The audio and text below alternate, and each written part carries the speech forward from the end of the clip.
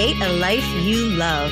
Hot Better Pop Radio with your hosts, Kimi Morton and Pua Pakelean Cabot, bringing you tips, tools, inspiration, and motivation to take your life to the next level. We have a super fun podcast for you, fun topic. And actually, I think we should share about the evolution of this topic because, as I mentioned, we were talking about self-care and we had the best laid plans to share with you, all the ways that you can get more self-care, build in more self-care in your life, go make time for the spa, take a walk, all things that are very valuable. But as we were talking about it, we started to unveil, I guess, sort of some dark, dirty little secrets about self-care and why we're not getting enough self-care, why we're sabotaging our self-care efforts, right? Absolutely. And it's a topic that wouldn't be more appropriate to record right here in Happiness U in Honolulu, Hawaii. This is a school founded by Alice Inouye that is all about self-care and about bringing the happiness back into your life and into your power and empowering you to make the choices that brings more joy and more fulfillment into your life. And for more information about that, you can visit yourhappinessu.com.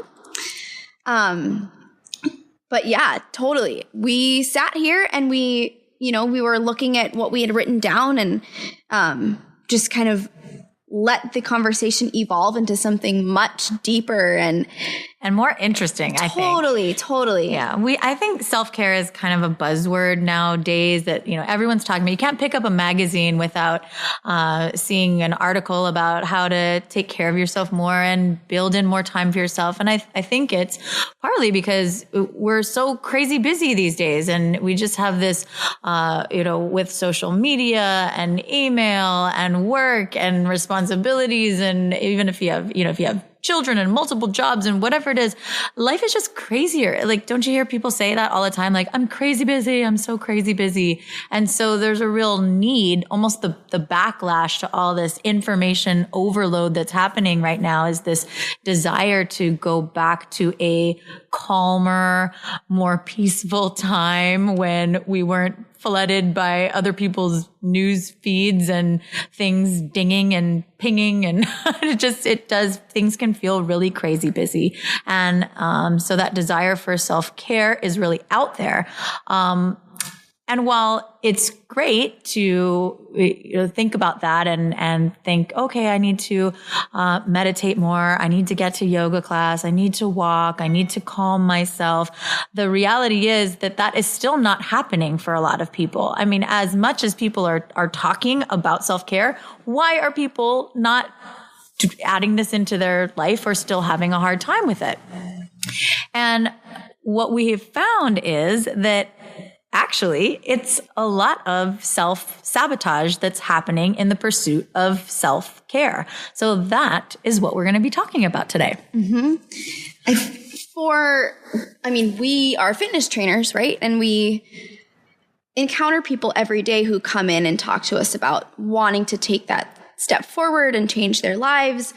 And, in this industry, at least I feel like it's a lot about a mindset. And once you can recognize, so for example, say, recognizing a couple of things that you do in your life that sabotage is kind of a heavy word for health and fitness, I feel like, but that might not be serving you in the way that you would like to be serving yourself. Recognizing that and being able to shift it. It reminded me very much of this conversation that we had. And I feel like self-care is just that thing that it's almost like the elephant in the room. Like, it's very important to take care of yourself and make sure that you're okay. But it's something that we put aside as we try to serve others first because we feel like that's what we're supposed to do. We're supposed to make sure that, you're taken care of, your kids are taken care of, your family, your close friends, even if, you had plans or you have something for yourself. And that that's kind of not okay, right? So there's a few things that we identified, ways that we sabotage our own self-care. And one of them is just straight up, we hear it all the time, I'm too busy. Mm-hmm. I'm too busy for this, too busy for that, too busy for you, too busy for everything else. Why should I take care of myself when I don't even have time to take care of anything else? Yeah, absolutely. And I think that, I mean, I always tell people we have to tell a new story if the one that we're telling is not making us feel good. And I used to say all the time, like that would be my first answer. If somebody said to me, how are you doing? Oh my gosh, I'm so busy. I'm so busy. I'm so busy. And I actually made a conscious decision a few years ago to just not use that word anymore. And it's so hard. I still find myself wanting to say it, but I have made this real effort to say things instead like, well, I have a lot of amazing things going on right now. And it just feels so much better to say it in a different way.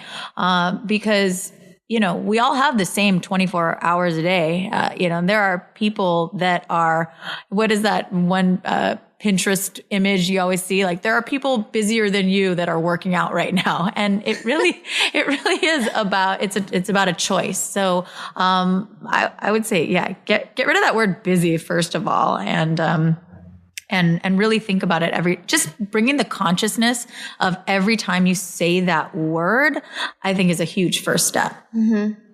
Totally. And I think a very logical second step is when you hear that word being talked about by others, to not indulge in the competition of, I'm so busy. Oh my God, I'm so busy too. Like, why do I have to be busier than you? Why is that a thing? Yeah. Right?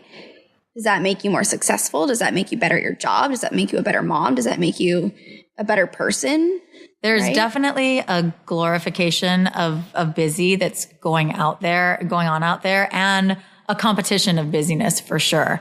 And I think that it's so great. Exactly what you're saying. When somebody says that, how can we not engage in that and feel like we need to one up them on busyness? And, and I think that kind of comes to another little dirty secret of self-care, or this conversation, which is that the reason that many of us, and we're definitely not trying to be offensive as much as shine the light on things that we even see in ourselves, but there is a tendency out there to become a little bit of a martyr when it comes to busyness, right? So, why do we feel like we have to win that busyness competition? There's a part of us that wants to be a little bit of a martyr and say, I have the most going on. Like maybe you don't understand, how busy I am. Like, you may think you're busy, but really, I am busy. So, I think it takes some really, having a hard, clear, open conversation with yourself. If you find yourself saying that you're busy all the time, investigate a little bit, do a little self-reflection and see is there a little part of you that is, embracing that role a little too much. Mm-hmm. Definitely. And I think going along with that, sometimes we inflate our list of things to do to get a reaction, whether it's, and I've done it myself. It may have been subconscious. It may have been, like you don't know that you're doing it, but sometimes it's, I'm so busy.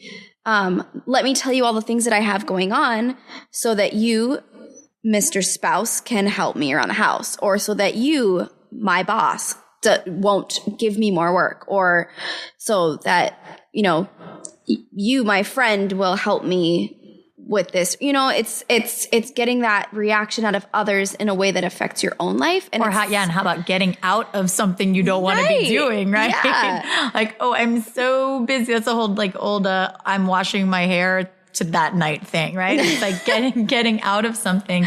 It's almost like a coping mechanism for not setting boundaries or strong boundaries for yourself. So if we don't set those boundaries, then we can just say, oh, yeah, I would love to do that.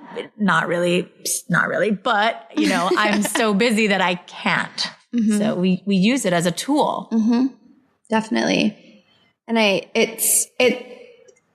becoming busy has become the default. Like, I'm most comfortable when I have things to do.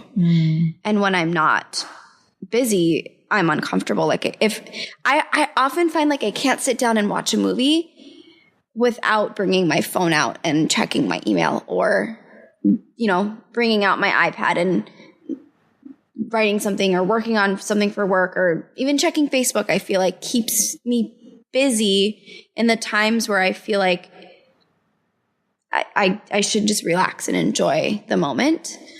It's almost like neurologically now we're just so used to having a million things going on at once. And I even see too, I mean, imagine kids growing up now, how their neural pathways are being programmed to really be uncomfortable with nothingness. And when's the last time anybody said they're bored? Like, no one is bored anymore, right? You're at the airport. Remember being bored at the airport? Like, that just does not happen anymore because we have our phones. Thank God, right? Thank God I have my phone. I would have died from boredom if I didn't. So yeah, we're definitely used to having so much going on that I think that there is a level of discomfort that comes from not being busy. And so we seek busyness out. And haven't you had that phenomenon happen too, where you're like, okay, I'm going to prioritize self-care and I'm going to be really good. I'm going to get ahead of my work. I'm going to do this. I'm going to create all this time for myself. I'm going to be super efficient. I'm going to outsource this and do that. And then all of a sudden you have time and you're like, oh my God, now I have to, what am I going to do with myself? Like, now I have all this time, and it's like almost a panic that happens.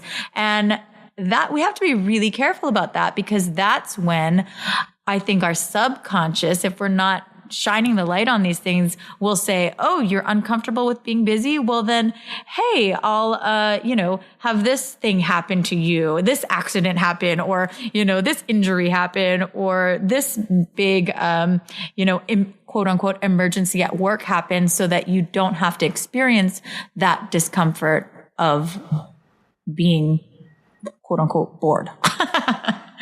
Yeah. So I think another thing, and I guess this is sort of tied into that, right, is that not only do we feel uncomfortable with being bored, being busy. I wish I was uncomfortable. Well, yeah, uncomfortable with not being busy, is that we feel almost guilty sometimes when we have time for ourselves.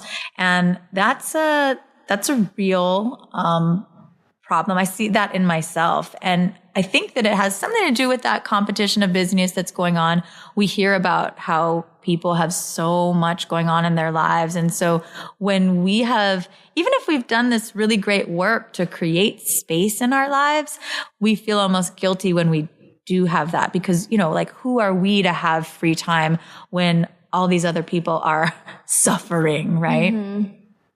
Definitely. And I feel like, even myself, I've felt like people would judge me if I was to say, like, I spent the morning surfing. What did you do this morning? They're like, I started work at 6:00 a.m. and I didn't eat lunch. I'm not going to want to tell them that I went surfing for 2 hours this morning. Right? Like, and it's self-care is not celebrated in the way that I feel like it should be, or that would make life fun if it was. Did you really go surfing for 2 hours? I didn't. No. I was going to be so jealous of you. I was going to totally judge you for that right now. Because you're super busy today, right? So busy.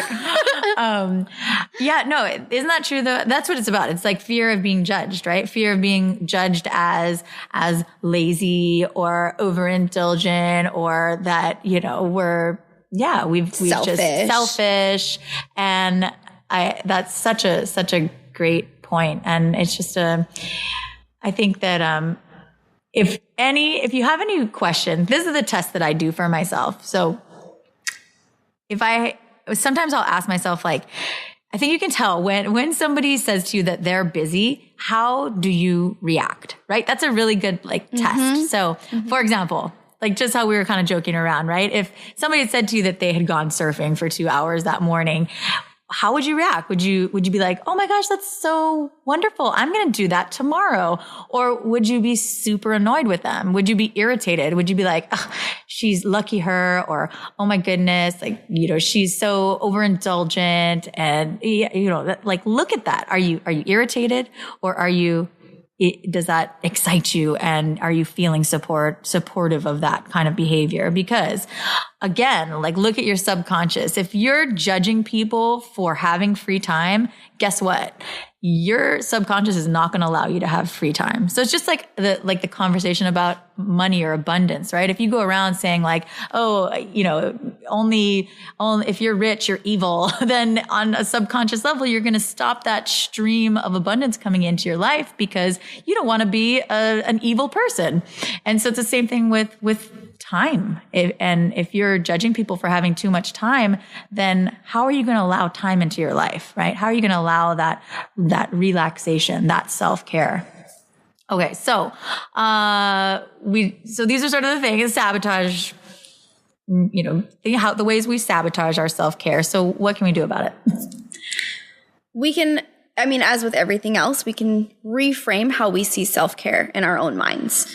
And this is, I feel like, changing your perspective and allowing yourself to make that shift doesn't only apply to self-care. That's a first step that helps us move forward in a lot of ways and a lot of processes in our lives. But for self-care, since we're talking about that today, just think about it differently. Think about, why is it on an airplane that you hear about this all the time, putting your oxygen mask on first before you help others. And it's the same here. If you are in that space where you're taking care of yourself, you're letting it be okay, you're allowing yourself to feel joy and to just be present and all of those wonderful things that comes along with self-care, you will then be able to serve others and care for others in a better space and put out the energy that you are able to then receive as well. So I think that's super important. Yeah. And I think maybe the awareness of, shining the light on our interpretation of busy and our reaction to busy, and maybe just for a week, right? As you go about your week this week, look at how many times you say you're busy, look at how you react when other people say they're busy, and you just like get a journal out, and write it down. Cause I think it's just like anything else, it's about awareness. And as soon as you bring awareness to it, it's hard to not know that is there anymore, right? So much of this stuff is happening on a subconscious or unconscious level. So go into observer mode. I think that is one of the best first steps. Mm-hmm. And watch, how are you participating in that glorification of busy? How are you participating in this whole concept of, let's talk about self-care, but let's, only do self-care in the privacy of our own, like, little dirty secret world where we not tell anybody about it too, because doesn't that perpetuate the problem? If everybody was walking around saying like, guess what I did today? I went to the spa, and everyone's like, yay, hooray. It would be a totally different society and culture, but instead we're like judging each other for it, and talking. Oh, she went to the spa today. Does she even work at all? Yeah. Oh my God. So we have to be real careful about the things that we say and the way that we perpetuate this sort of issue. Mm-hmm. I think a big part of that is setting boundaries for yourself as well. I have been trying to make a big shift in setting my own boundaries, and it's a work in progress. It doesn't come naturally, especially after years and years of being in this society. And actually just the other day, I had reached out to someone for a little bit of help, and she kind of pushed back a little bit, and I found myself I was like, ugh, why wouldn't you just help me? And I realized that I was almost like I was reacting out of jealousy that she was so good about knowing what she wanted and knowing how her life served her best. And it wasn't her being selfish. And, you know, she's definitely willing to help when she can. But she's very clear about her boundaries. And I have a couple of friends like this. And it always kind of annoys me at first. And then I'm like, man, that's a skill that I want. I want to be able to say no. I want to be able to know myself and know what makes me happy and know when to say no and to set my boundaries because I want to take care of myself. So it's a skill for sure. And how awesome to be a person like that, where then people can trust your yes and they can trust your no. Because then you know when she does help you next, it's like she really wants to, because you know that about her. She's so good about setting her boundaries that, wow, we live in this like hazy sort of in between where, you know, I'll help you, but I'm not going to be happy about it. Right? I would much rather have somebody help me and be 100% confident that that's what they want to be doing. But yeah, it is kind of radical. It's kind of crazy that it's radical, but it is kind of radical. And, and so setting boundaries and believing in those boundaries when you set them. Yeah, that's a powerful one. I think too, as I'm like a recovering people pleaser, you know, I grew up, and I think a lot of people are like this. I just grew up thinking that my job was to have people like me. And a lot of times that's through helping people. And so it comes from a good place. It's not like, you know, we don't set boundaries because there's something wrong with us. It's really, we want to be good people. We want to help, but we have to understand that we help people best by doing what feels good and, feels good for us, you know, and when we overextend ourselves, we are actually not helping people at all. We're not helping them, one, because we're bringing half of our game there, you know, but we're also not helping them to set boundaries either. I mean, think about it that way. Every time you set clear boundaries, you're helping change society in a sense. You're helping people shift to becoming better boundary setters themselves. And actually, Alice of Happiness U, she's always told me, you know, whatever you do or don't do is serving a purpose. And that's so powerful. We always think that what we do is serving a purpose. Like, if I help this person, then this is going to happen. But if you don't do this thing for somebody else, that's serving a purpose too. Maybe it helps them be better at setting boundaries. Maybe it helps somebody else rise to the opportunity and help them. Maybe it helps them to learn how to do something on their own. So we don't think about that side of it. And that's just as important. Yeah. Well, that's our sort of the other side of self-care that people aren't talking about as much. I hope that was helpful for you. It's almost like there needs to be a bridge, right, between this like self-care. It's not like people don't want to take care of themselves, but there almost needs to be a little bit of a bridge to action and uncovering some of these ways that we sabotage our own self-care efforts, I think is part of bridging our way to action so that we can, because once you get get a handle on some of this deeper stuff that's going on, that's when you can actually really begin to apply self-care and incorporate it into your life without feeling guilty about it at all. So I think what helps to kind of get there and understand and really realize, wow, this is what life will be like for me when I am able to make this shift, is to disconnect a little bit, unplug. The two instances that I kind of had in my head, I'll share them really quickly. One is when you talked about being bored in the airport. So I traveled to Japan for hula once in a while. And when you said that, a very vivid memory of my last trip kind of flashed through my mind. I traveled with, maybe 7 of us. And one of my hula brothers had a little bouncy ball in his pocket that he carried around with him the entire trip because it was his son's. And it just, he just wanted to think about his son when he was there. And so he brought a little toy. And he kind of forgot that he had it.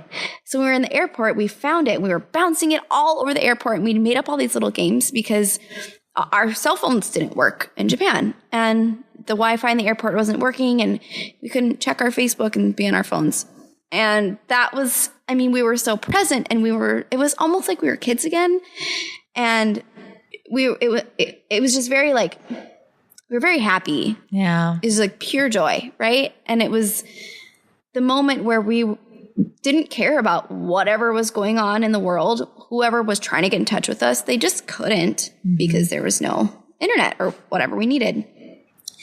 And that was very cool. And the other, we almost have to force that upon ourselves too, right, because that is, that doesn't always happen. We do always have internet. Everywhere we go, we have internet now. So it's almost like you need to have that self-imposed structure or limits, because, and knowing that we do find joy in those moments of unpluggedness, then we need to create that. It takes effort. It doesn't, we don't want to have to wait for the random, like once a quarter moment when, there's a blackout or something. Like you really have to create these moments for yourself. It takes much more effort in this day and age. Totally. I mean, the other example is kind of the same. We went on a trip to another island, and there was no cell reception or anything. And so everyone we were with and everyone else on that part of the island who was camping, all we had was each other. And so we had a lot of alone time with our own thoughts. And, we would sit on the beach and just kind of be there and exist. And it was something that would have made me very uncomfortable at home because I'm always on my phone. And, sometimes it takes very drastic measures. And sometimes we can't just go to another country or, go camping, but we can, turn off our electronics and put them in a drawer.